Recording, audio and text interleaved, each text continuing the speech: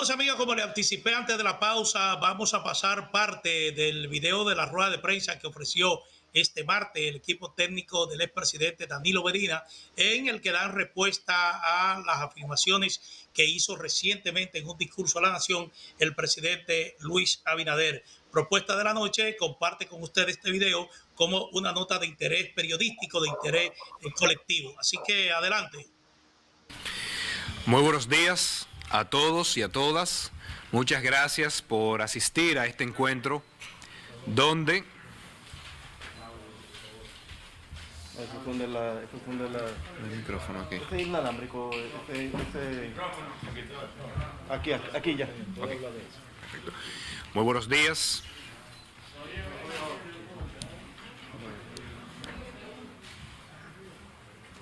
¿Y este?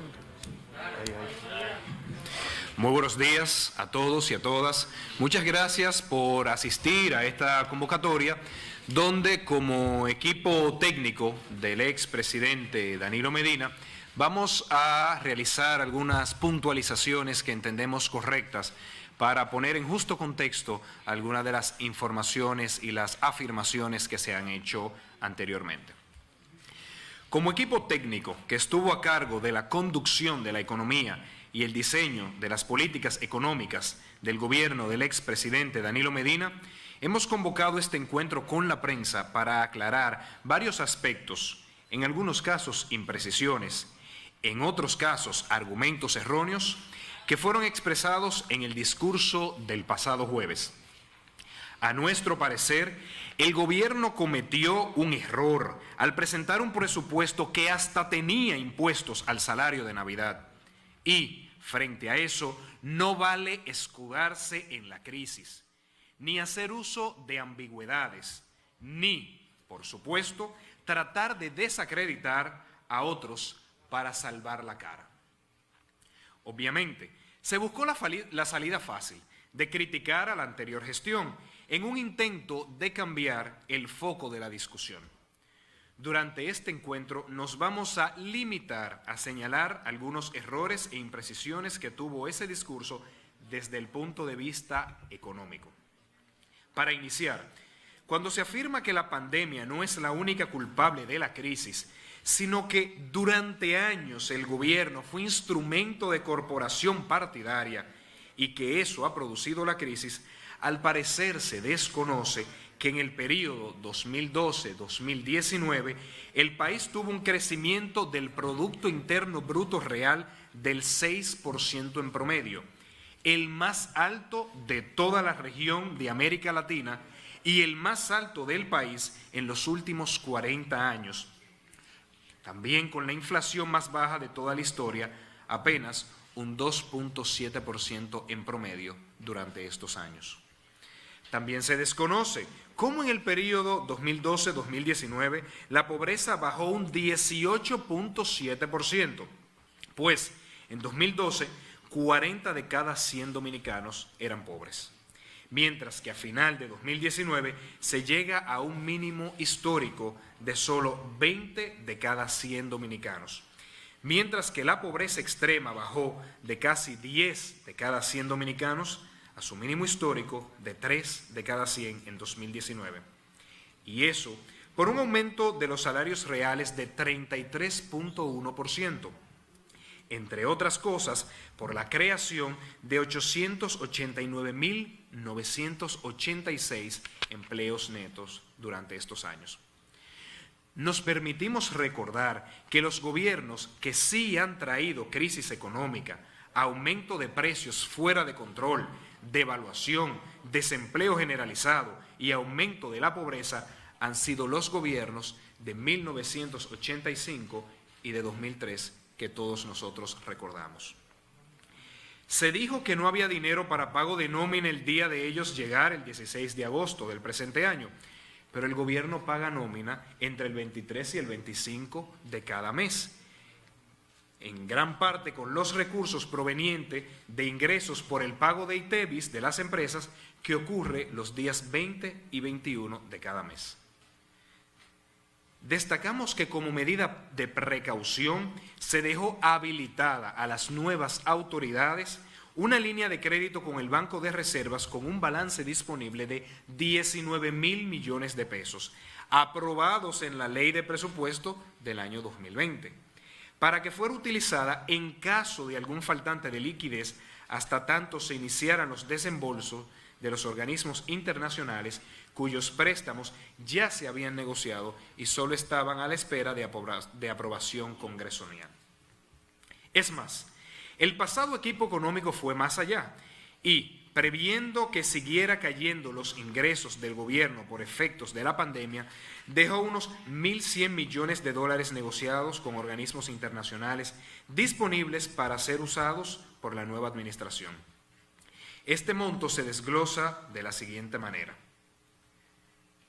750 millones de dólares provenientes del Banco Interamericano de Desarrollo, de los cuales 500 ya fueron recientemente aprobados por el Congreso Nacional. 250 millones de dólares a ser desembolsados por la Agencia Francesa de Desarrollo y 100 millones de dólares provenientes del Banco Mundial. Adicionalmente, se dejaron unos 14.000 millones de pesos en bonos listos para ser colocados en el mercado interno. Por otro lado, se afirma que se asumió el gobierno con una fuerte presión en la tasa del dólar. Es errónea la mención de las presiones cambiarias y las caídas en las reservas internacionales sin aclarar lo que ocurrió en la caída de ingresos por el turismo por efectos de la pandemia, la disminución inicial en las remesas y las exportaciones provocadas por el COVID-19, como todos sabemos. Otra imprecisión más. Si vemos los datos de la tasa de cambio que cualquier ciudadano y también la prensa puede consultar en la página del Banco Central, se ve que desde inicios de julio al 14 de agosto del presente año, el tipo de cambio de compra apenas aumentó 16 centavos. ¿Cómo puede llamar presión en la tasa del dólar a un aumento de 16 centavos en mes y medio? De igual forma, se habla de escasez de reservas y de divisas, pero al parecer el equipo que trabajó el discurso no vio los datos de operaciones netas de divisas en mercado financiero y cambiario, que muestra que en el mes de agosto hubo operaciones netas por 1.989.5 millones de dólares en compra, el monto más alto desde que inició la pandemia. Todas esas cifras cualquiera puede consultarlas en la página web del Banco Central. Al hablar de reservas internacionales, en la gestión que inició el 16 de agosto se han aumentado las reservas internacionales brutas en un 58%. Por supuesto, eso es simplemente el efecto de la colocación de 3.800 millones de dólares en bonos soberanos que están temporalmente en cuentas del Banco Central. Tan pronto se transfieran a Hacienda y se haga el cambio a pesos, se disipa ese efecto estadístico temporal. Lo que su equipo olvidó incluir en el discurso es que en febrero del presente año, a inicios de los efectos de la pandemia en el país, las reservas internacionales netas del Banco Central superaban los 9.863 millones de dólares. Esa acumulación de reservas se registró en los años de gobierno del Partido de la Liberación Dominicana, lo cual permitió manejar la crisis sin un descontrol del tipo de cambio y sin afectar la liquidez en moneda extranjera de la banca o del sector privado. Y esto no solo lo decimos nosotros, lo dice el actual Ministerio de Hacienda, cuando en el documento para emitir los bonos soberanos que este gobierno elaboró el 17 de septiembre, llamado Offering Memorandum, que está disponible en la web, cualquier ciudadano y también la prensa puede consultarlo, dice en la página 20 de dicho documento que el crecimiento promedio de la economía dominicana entre 2015 y 2019 ha sido de 6.1% en términos reales. O cuando dice en la página 41 que el aumento en el PIB per cápita y el ingreso per cápita se debe al crecimiento económico y la mejora en los niveles de empleo entre 2015 y 2019. Este documento contiene afirmaciones del Ministerio de Hacienda que reconocen en su página 62 que el desempleo ha caído de un 7.5% en 2015 a un 5.9% en 2019, alcanzando un mínimo histórico, en palabras del actual Ministerio de Hacienda, de 5.1% en 2017. Dice además que el incremento en la participación de la fuerza laboral se debe principalmente al crecimiento de la economía dominicana. El actual Ministerio de Hacienda es el que expresa textualmente en la página 64 de dicho documento que entre 2015 y 2019 la pobreza se redujo considerablemente y que entre los factores que explican la reducción de la pobreza está el apoyo gubernamental a las MIPYMES y la política de inversión pública de construcción de escuelas del pasado gobierno. Otra contradicción que tiene el discurso con el documento del Ministerio de Hacienda es que resalta este documento en la página 94 que el país tuvo una acumulación de reservas entre 2015 y 2019 que permitió pasar de tener reservas internacionales equivalentes a 3.7 meses de importaciones a un total en 2019 de 6.3 meses de importaciones. Entonces, ¿cómo se puede decir que el Partido de la Liberación Dominicana manejó mal la economía si el actual Ministerio de Hacienda tiene escrito y publicado un documento que elogia ampliamente el manejo económico del gobierno pasado y que describe un país en franca expansión económica hasta inicio de la pandemia? Ante esta contradicción, ¿qué podemos pensar? En lugar de esconder el cúmulo de errores cometidos en apenas semanas de gobierno, con acusaciones que no tienen sustento técnico, deberían aclarar las siguientes imprecisiones del presupuesto presentado para el próximo año 2021. El gobierno debería explicar cuáles son las medidas que adoptará para cumplir con el aumento en los ingresos de más de 15% con respecto al presente año, cuando todavía el próximo año la economía estará afectada por efectos del COVID-19. Nunca antes, ni aun en los mejores años de crecimiento económico, se ha verificado un incremento de tal magnitud en las recaudaciones en ausencia de una reforma fiscal.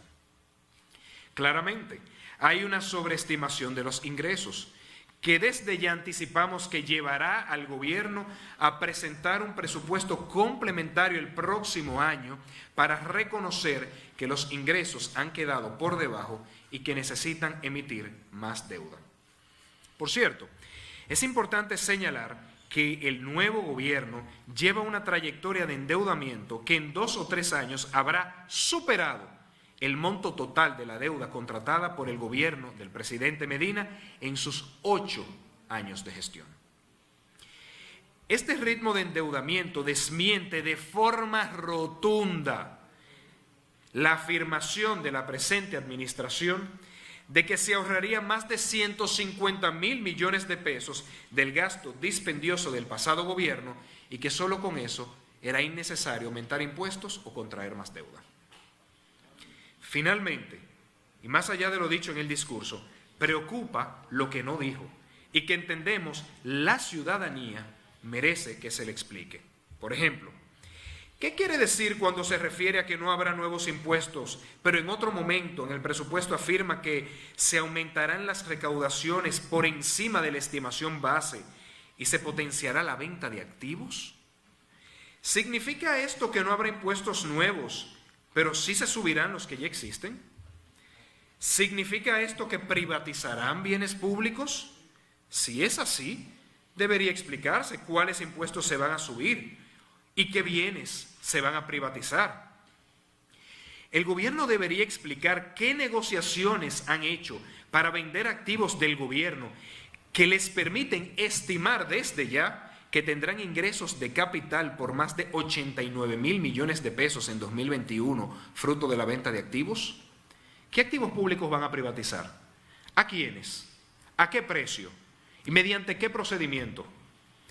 Un gobierno transparente debería explicar con claridad a la ciudadanía bajo qué condiciones pretende vender el patrimonio de todos los dominicanos y dominicanas. Otro tema sobre el que no se ha explicado suficiente es el citado acuerdo con la empresa minera Barrick Gold. La población merece saber, al menos, qué tasa de descuento negociaron para el adelanto del pago de impuestos, cuántos años van a ser adelantados y qué precio de oro se usó en las proyecciones. Es importante aclarar que un adelanto del pago de impuestos futuros es igual a colocar deuda, con la diferencia que la colocación de deuda se hace de forma competitiva y transparente, siempre con aprobación del Congreso. Lo que ha hecho el gobierno, en cambio, es un acuerdo que se desconoce sus detalles, de espaldas a la sociedad, a las demás fuerzas políticas y a los controles parlamentarios. Sería conveniente que se explicara al país también la razón del aumento en el gasto de nómina del Poder Ejecutivo por 68.1 millones de pesos en el presupuesto de 2021 con relación al del 2020. Si tanto se hablaba en el pasado de que el gobierno tenía una nómina abultada. Por ejemplo, solo en la Cancillería se contempla un aumento de la nómina de 402 millones de pesos. Otro tema a explicar. ¿Por qué le ponen partidas presupuestarias a la OISOE, al CEA, al FOMPER, por más de 11.000 millones de pesos si supuestamente serían eliminadas? Como propuesta de mejoría del gasto, se propone eliminación de los gastos de representación del presidente. Pero debemos aclarar que el presidente Danilo Medina nunca tuvo asignado gastos de representación, ni tarjetas de crédito, ni viáticos. Por último, ante tantas imprecisiones, ¿a quién le creemos? ¿Al discurso político para los dominicanos o al discurso técnico del Ministerio de Hacienda para los inversionistas internacionales? Claramente, son discursos contradictorios. Por nuestra parte, desde distintas instancias nos mantendremos vigilantes al manejo de las políticas públicas, haciendo una oposición constructiva y objetiva. Esa oposición que ayuda al contrapeso del poder como garantía de la democracia y que muchas veces tiene que salir, como hoy, a aclarar y mostrar la verdad. Este equipo técnico reafirma su compromiso de participar en el debate público con argumentos objetivos, con estadísticas y con propuestas de políticas públicas basadas en evidencia, pues de esa forma entendemos se colabora con el manejo de la crisis y con el fortalecimiento de la democracia. Muchas gracias. Bueno, esa fue la intervención esta mañana del equipo técnico del expresidente Danilo Medina, Juan Ariel Jiménez, que fue ministro de Economía, Planificación y Desarrollo, sirvió de vocero en esta rueda de prensa. Estuvo acompañado de Luis Reyes, el director de presupuesto, del señor Perdomo, antiguo tesorero general de la Nación, Rafael Paz, que fue director ejecutivo de competitividad, y de Roberto Rodríguez Marchena, que fue vocero o director de comunicación de la presidencia de la República. Bueno, un detalle, Dionis, que no lo habíamos observado cuando analizamos al principio del programa esta intervención, esta rueda de prensa, es de que lo que ese equipo técnico está diciendo es que va a estar disponible para continuar cualquier tipo, para intervenir frente a cualquier tipo de declaración que entienda pertinente hacer cuando haya situaciones o algún señalamiento que se refiere a la administración de medidas.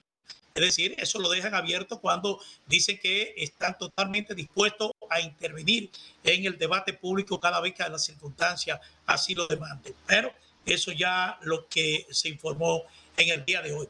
Mira, Diógenes, otro tema importante es lo que anunció hoy el subconsultor jurídico del Poder Ejecutivo, Pedro Montilla. Él está anunciando también en consonancia con lo que había adelantado el presidente Luis Abinader en ese discurso, que se está en proceso de contratar 15 importantes firmas de abogados que van a representar los intereses del Estado en los casos eventualmente que vayan a la justicia de reclamación de patrimonio público. Lo que él está diciendo es que la consultoría jurídica del Poder Ejecutivo evalúa unas 15 firmas de abogados para que se encarguen de darle continuidad a las auditorías a empresas con escándalo de corrupción administrativa y malversación de fondos del Estado. Eso es lo que está planteando el subconsultor jurídico del Poder Ejecutivo, Pedro Montilla. Es decir, que primero habrá que hacer auditorías en instituciones públicas, y en el caso de que esas auditorías revelen irregularidades en el manejo de fondos públicos, entonces se procedería a apoderar al Ministerio Público. En este caso podría ser la Procuraduría General de la República, que determinará si pone en marcha la acción pública en contra de cualquier tipo de personas que sea responsable de la comisión de irregularidades. Entonces, ya cuando estos casos vayan a los tribunales, vayan a las cortes, entonces ya el Poder Ejecutivo tendrá que hacerse representar de abogados que representen a estas firmas a la cual se está haciendo alusión.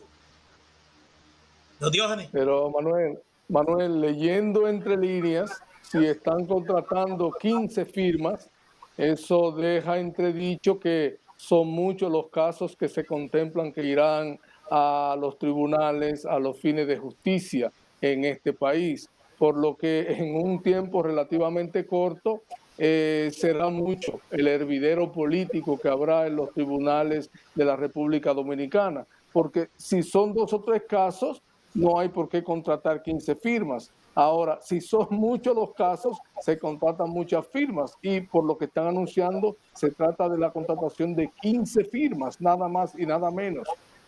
Adelante, Manuel. Sí, mira, la verdad es que el tema resulta interesante. Hoy el ex senador Charlie Mariotti del Partido de la Liberación Dominicana está calificando este anuncio como un show político. Él dice que este anuncio del gobierno se hace sin ni siquiera tener resultados de auditoría que comprometan la responsabilidad de antiguos funcionarios del gobierno. Y entonces él estima que se trata de un show político lo que se está planteando en este anuncio que hace el gobierno. Ahora bien, yo entiendo que, y lo dije la semana pasada, yo entiendo, Diógenes, de que el gobierno tendrá que aplicar auditorías, ya sea de la Cámara de Cuentas o de la Contraloría General de la República, aplicar auditorías para determinar con certeza en cuáles instituciones públicas se incurrió en malversación de fondos o en robo de fondos públicos. Porque sin los resultados de esa auditoría, usted no puede iniciar ningún proceso judicial. Y para contar con la representación de que esos abogados representen al Poder Ejecutivo en los casos que se vayan a ventilar en los tribunales, primero hay que hacer una acusación producto de una auditoría que revele la comisión de irregularidades. Eso es lo que yo entiendo. Pero Manuel, recuerda que hemos hablado en este programa de que una auditoría de la Contraloría General de la República no tiene potestad como acción ante los tribunales, que tienen que ser auditorías levantadas por la Cámara de Cuentas. Entonces, eso quita de paso las auditorías de la Contraloría General de la República y solo se enfoca en las auditorías de la Cámara de Cuentas, que de hecho todos sabemos en este país todas las dificultades que tiene la Cámara de Cuentas para levantar auditorías. E incluso hace más de 3 años están tratando de levantar la auditoría que tiene que ver con el caso Odebrecht. Hace algo más de un mes, el presidente de la Cámara de Cuentas dijo que a final de septiembre se iba a presentar la auditoría correspondiente al caso Odebrecht. Estamos casi a mediados de octubre y todavía seguimos esperando que se presente la citada auditoría. Adelante, Manuel. Bueno, es un caso que vamos a seguir ventilándolo aquí en Propuesta de la Noche, pero ya nos están informando que no tenemos tiempo, tenemos que concluir aquí en esta entrega de esta fecha, de este martes. Así que a los amigos televidentes agradecerles como siempre su sintonía e invitarlos para mañana miércoles a las 6 de la tarde para que estén nuevamente con esta Propuesta de la Noche por Digital 15. Así es que tengan muy buenas noches.